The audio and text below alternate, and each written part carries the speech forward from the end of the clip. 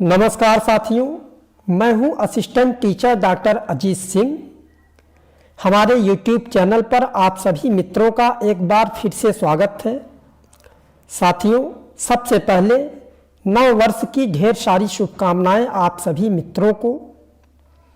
साथियों, आज civics practice set number 7 हम सॉल्व करने जा रहे हैं, लेकिन सॉल्व करने से पहले हम कुछ मोटिवेट करने का आपको प्रयास करते हैं 4 लाइनों से। वक्त से लड़कर जो नसीब बदल दे, इंसान वही जो अपनी तकदीर बदल दे।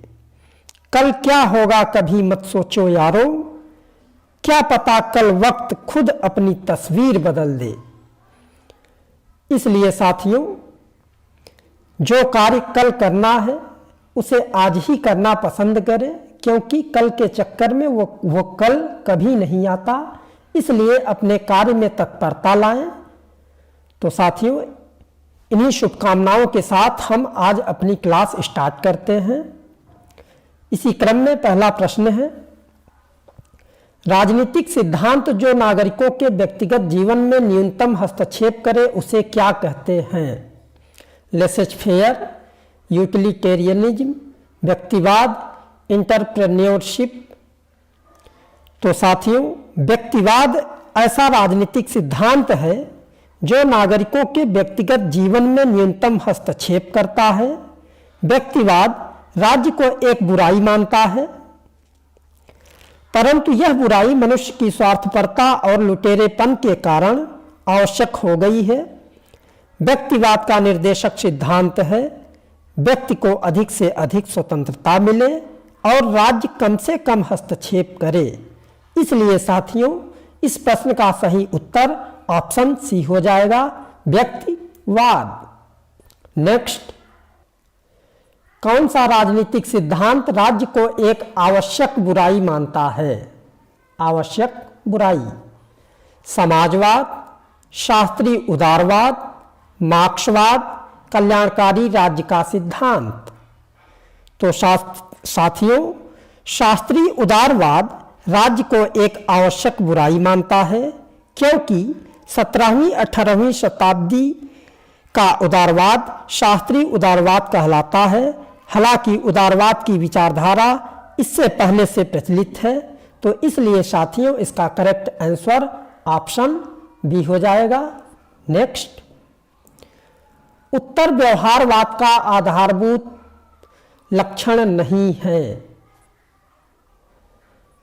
प्रविधि से पूर्वसार, सामाजिक परिवर्तन पर बल, कर्मनिष्ठ विज्ञान, सामाजिक रूढ़िवादिता की विचारधारा। तो साथियों, सामाजिक रूढ़िवादिता की विचारधारा उत्तर व्यवहारवाद का लक्षण नहीं है। उत्तर व्यवहारवाद ने व्यवहारवाद की तीव्र आलोचना अवश्य की, परंतु उसने परंपरावाद को फिर से स्थापित करने का समर्थन नहीं किया। इसलिए साथियों, इसका करेक्ट आंसर ऑप्शन डी हो जाएगा, सामाजिक रूढ़िवादिता की विचारधारा। नेक्स्ट, निम्न में से कौन एक व्यक्तिवाद का समर्थक नहीं है? ग्राहम वालास, हेयक, जी.डी.एच. कोल, जे.एस. मिल। तो साथियों, जी.डी.एच. कोल व्यक्तिवाद का समर्थक नहीं है, जबकि Locke, Bentham, Adam Smith, Spencer, Graham Wallas, F A. Hayek, Isaiah Berlin, Robert Nozick, Milton Friedman, Norman Angell, Miss Follett इत्यादि व्यक्तिवादी विचारक हैं, जबकि जी.डी.एच. कोल श्रेणी समाजवादी विचारक हैं। साथ ही साथ ए.जे. पेंटी, ए.आर. Orange, SG. हॉब्सन आदि भी श्रेणी समाजवादी विचारकों के समर्थक हैं। तो इसलिए साथियों, इसका करेक्ट आंसर ऑप्शन सी हो जाएगा। नेक्स्ट, एडवर्ड शील्स के अनुसार राजनीतिक विकास को मापा जाना चाहिए देश की राजनीतिक संस्थाओं से, देश के अंतर्राष्ट्रीय स्तर से, देश के आर्थिक विकास से, देश के आर्थिक और साथ में सामाजिक विकास से। तो साथियों, एडवर्ड सील्स के अनुसार राजनीतिक विकास को देश की राजनीतिक संस्थाओं से मापा जाना चाहिए। इस संबंध में उन्होंने 5 प्रकार की व्यवस्थाओं का वर्णन किया है, जिनमें राजनीतिक लोकतंत्र, दूसरा नाम मात्र का लोकतंत्र, तीसरा आधुनिकीकृत स्वेच्छातंत्रवाद, चौथा सर्वाधिकारी व गुटतंत्रवाद एवं परंपरागत गुटतंत्रवाद। तो साथियों, इसलिए इसका करेक्ट आंसर ऑप्शन ए हो जाएगा। नेक्स्ट, पॉलिटिक्स एमंग नेशंस के लेखक कौन हैं? Oppenheimer, Morgenthau, Mahendra Kumar, M S. राजन।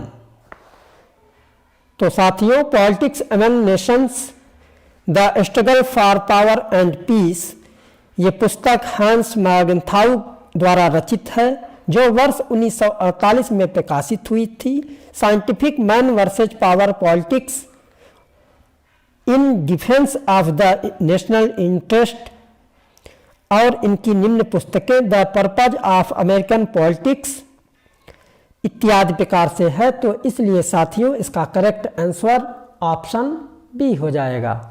नेक्स्ट, लोक सेवाओं में नियुक्ति का कौन सा तरीका नहीं है? लिखित परीक्षा व साक्षात्कार, केवल साक्षात्कार, केवल लिखित परीक्षा, निर्वाचन। तो साथियों, लोक सेवाओं में नियुक्ति का तरीका निर्वाचन नहीं है, जबकि चुनाव या निर्वाचन लोकतंत्र की एक महत्वपूर्ण प्रक्रिया है, जिसके द्वारा जनता अपने प्रतिनिधियों को चुनती है। लोक सेवाओं में नियुक्ति के लिए लिखित परीक्षा व साक्षात्कार का आयोजन किया जाता है। तो इसलिए साथियों, लोक सेवाओं में नियुक्ति का तरीका निर्वाचन नहीं है, इसलिए इसका करेक्ट आंसर ऑप्शन डी हो जाएगा। नेक्स्ट, डॉक्टर अंबेडकर ने निम्न में से किसका लेखन नहीं किया है? Caste, conflict, cooperation and coordination, annihilation of caste, Pakistan and partition of India, who were the Shudras. तो साथियों, डॉक्टर अंबेडकर ने caste, conflict, cooperation and coordination का लेखन नहीं किया है, जबकि annihilation of caste, Pakistan and partition of India, who were the Shudras का लेखन किया है। इसलिए साथियों, इसका करेक्ट आंसर ऑप्शन ए हो जाएगा, जबकि इन तीनों पुस्तकों का लेखन डॉक्टर भीमराव अंबेडकर के द्वारा किया गया है। Next, 1 year of non cooperation किसने लिखी? M K. Gandhi, B R. Ambedkar, M N. Roy, Arvind Ghosh. तो साथियों, 1 ईयर ऑफ नॉन कोऑपरेशन नामक पुस्तक की रचना एम.एन. राय ने की थी। इस किताब के माध्यम से मानवेंद्र नाथ राय ने गांधी जी के असहयोग आंदोलन की आलोचना मार्क्सवादी दृष्टिकोण से की थी। इसलिए साथियों, इसका करेक्ट आंसर ऑप्शन सी हो जाएगा। नेक्स्ट, राष्ट्रीय मतदाता दिवस हर वर्ष इस दिन मनाते हैं। 26 जनवरी, 15 अगस्त, 14 नवंबर, 25 जनवरी। तो साथियों, राष्ट्रीय मतदाता दिवस अथवा नेशनल वोटर्स डे 25 जनवरी को मनाया जाता है।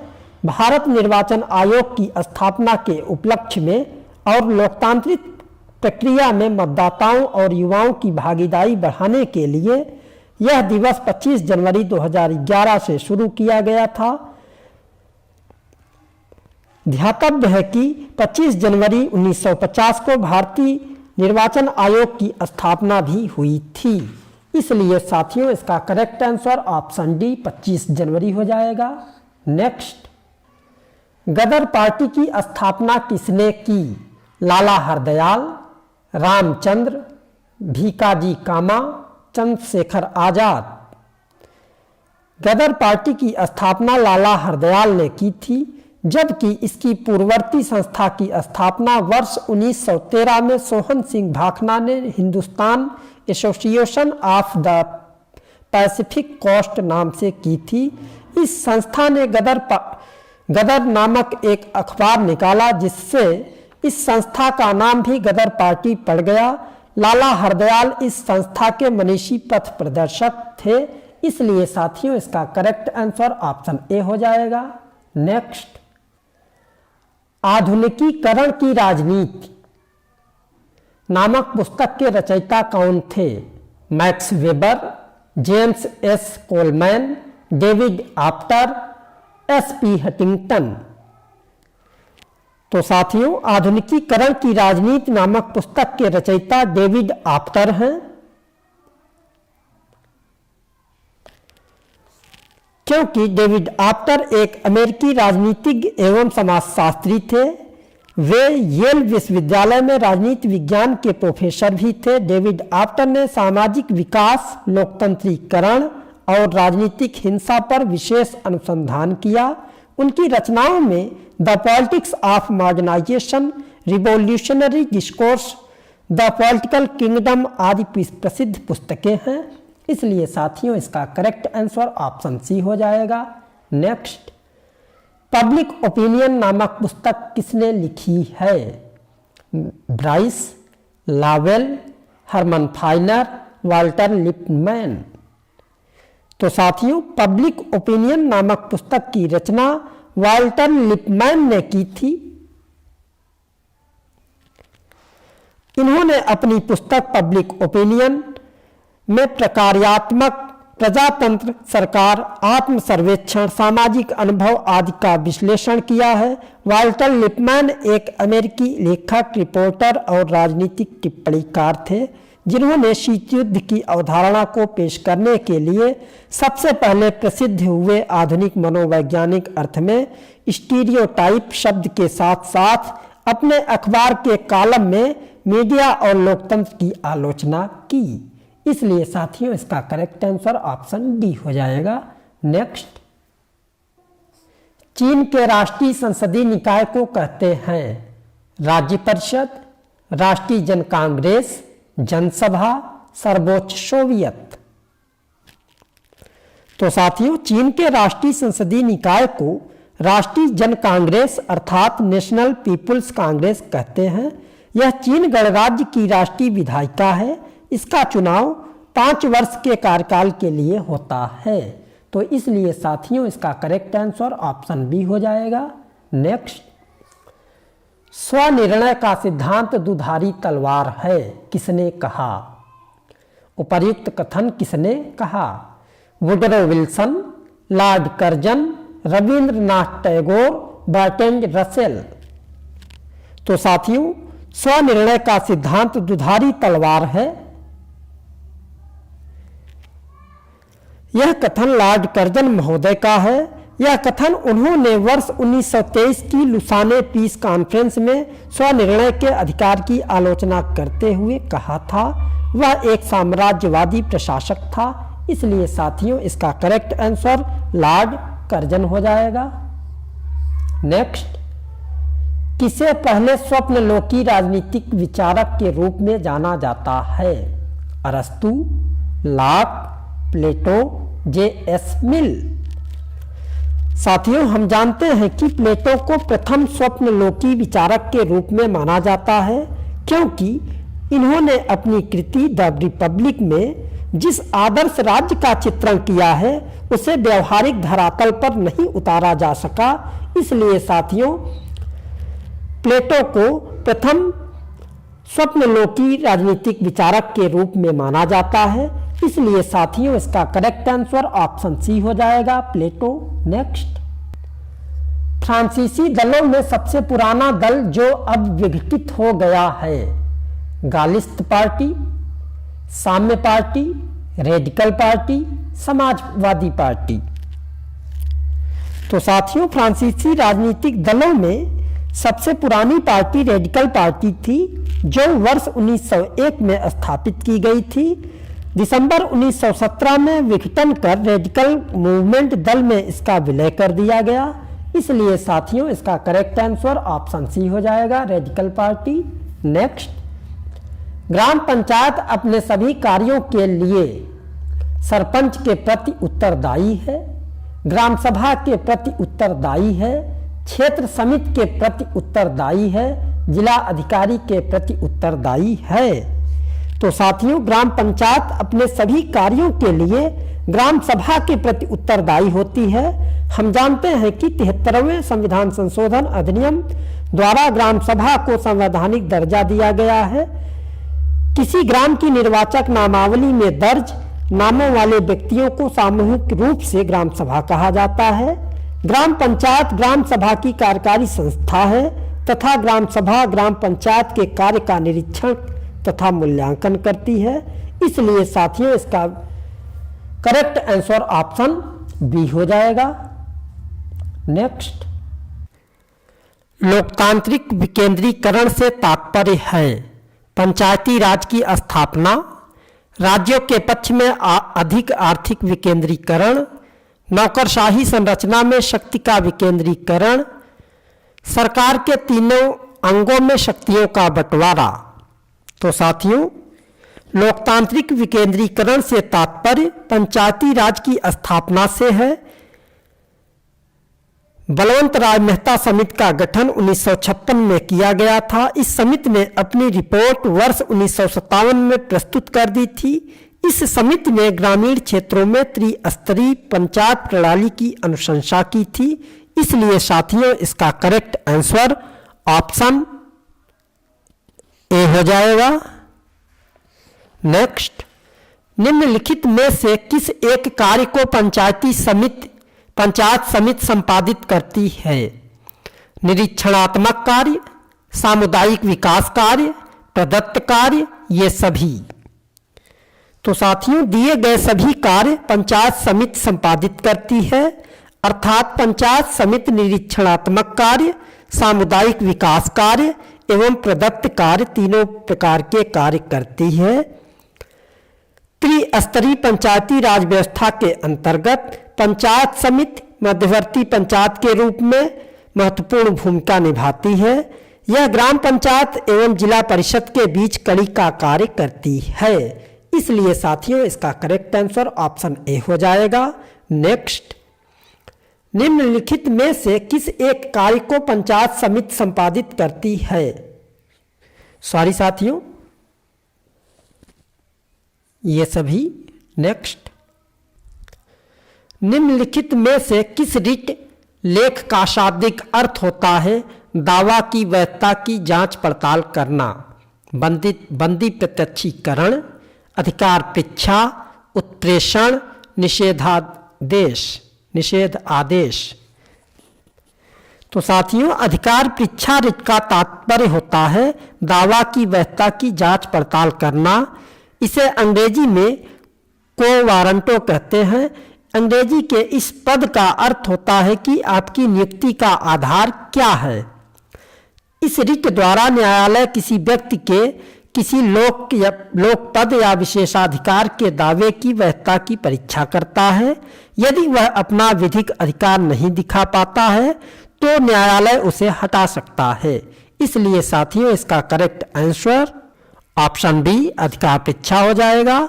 नेक्स्ट, भारत में किसी राज्य विधि की संवैधानिक वैधता को चुनौती दी जा सकती है केवल उच्च न्यायालय में, केवल सर्वोच्च न्यायालय में, केवल किसी प्रशासनिक न्यायाधिकरण में, उच्च और सर्वोच्च दोनों न्यायालयों में।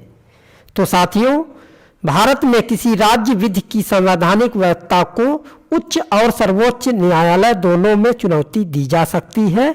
इसलिए साथियों, इसका करेक्ट आंसर ऑप्शन डी हो जाएगा, उच्च और सर्वोच्च दोनों न्यायालयों में। नेक्स्ट, भारत में लोक सेवाओं में भर्ती के लिए प्रारंभिक परीक्षा पद्धति की सर्वप्रथम अनुशंसा की गई थी। एपलबी प्रतिवेदन में, गोरवाला प्रतिवेदन में, प्रशासनिक सुधार आयोग ARC प्रतिवेदन में, कोठारी प्रतिवेदन में। तो साथियों, कोठारी प्रतिवेदन में लोक सेवाओं में भर्ती के लिए सर्वप्रथम प्रारंभिक परीक्षा, मुख्य परीक्षा तथा प्रशिक्षण के समय परीक्षा कराने का सुझाव दिया था। गौरतलब है कि लोक सेवाओं में भर्ती की नीति एवं चयन प्रक्रिया पद्धति पर विचार करने तथा सुझाव देने हेतु DS कोठारी की अध्यक्षता में एक आयोग गठित किया गया था। इसलिए साथियों इसका करेक्ट आंसर ऑप्शन डी हो जाएगा कोठारी प्रतिवेदन में। नेक्स्ट, केंद्रीय मंत्रिपरिषद का उत्तरदायित्व होता है लोकसभा के प्रति, लोकसभा एवं राज्यसभा दोनों के प्रति, प्रधानमंत्री के प्रति, राष्ट्रपति के प्रति। तो साथियों संविधान के अनुच्छेद 75 थर्ड में के अनुसार केंद्रीय मंत्रिपरिषद का लोकसभा के प्रति सामूहिक उत्तरदायित्व होता है। इसलिए साथियों इसका करेक्ट आंसर ऑप्शन ए हो जाएगा। नेक्स्ट, संसद के किसी सदन की बैठक के लिए न्यूनतम गणपूर्ति कितनी होनी चाहिए? समस्त सदस्य संख्या का 1/10, समस्त सदस्य संख्या का 1/5, समस्त सदस्य संख्या का 1/6, समस्त सदस्य संख्या का 1/12। तो साथियों संसद के किसी सदन की बैठक के लिए न्यूनतम गणपूर्ति समस्त सदस्य संख्या का 1/10 होनी चाहिए, जो भारतीय संविधान के अनुच्छेद 100 अर्थात 100 थर्ड में दिया गया है। इसलिए साथियों इसका करेक्ट आंसर ऑप्शन ए हो जाएगा। नेक्स्ट, लोकसभा के अध्यक्ष का निर्वाचन करते हैं विधानसभा के सदस्य, लोकसभा के सदस्य, राज्यसभा के सदस्य, मंत्रिपरिषद के सदस्य। तो साथियों लोकसभा के अध्यक्ष का निर्वाचन लोकसभा के सदस्य करते हैं, अर्थात संविधान के अनुच्छेद 93 के अनुसार लोकसभा अपने ही सदस्यों में से अध्यक्ष का निर्वाचन करती है।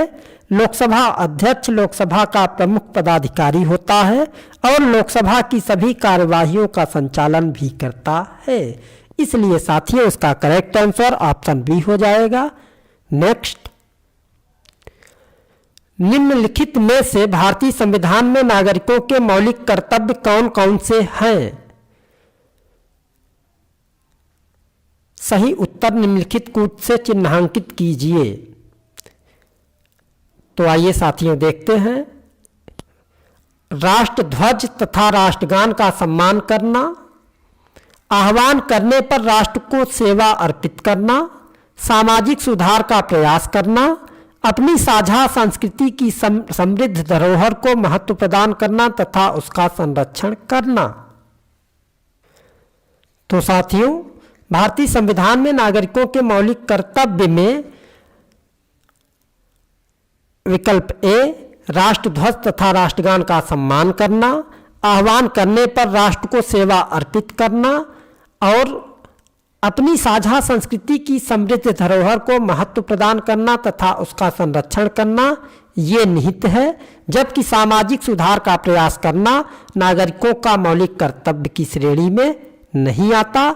इसलिए साथियों विकल्प सी, ए, बी, डी सही उत्तर हो जाएगा। नेक्स्ट, निम्नलिखित में से कौन एक राज्य के नीति निदेशक सिद्ध तत्वों में सम्मिलित नहीं है? धर्म को आबाद रूप से मानने, आचरण तथा प्रचार की स्वतंत्रता, समान न्याय तथा निःशुल्क विधिक सहायता, कामगारों के लिए निर्वाह मजदूरी, वनों तथा वन्य जीवों की रक्षा। तो साथियों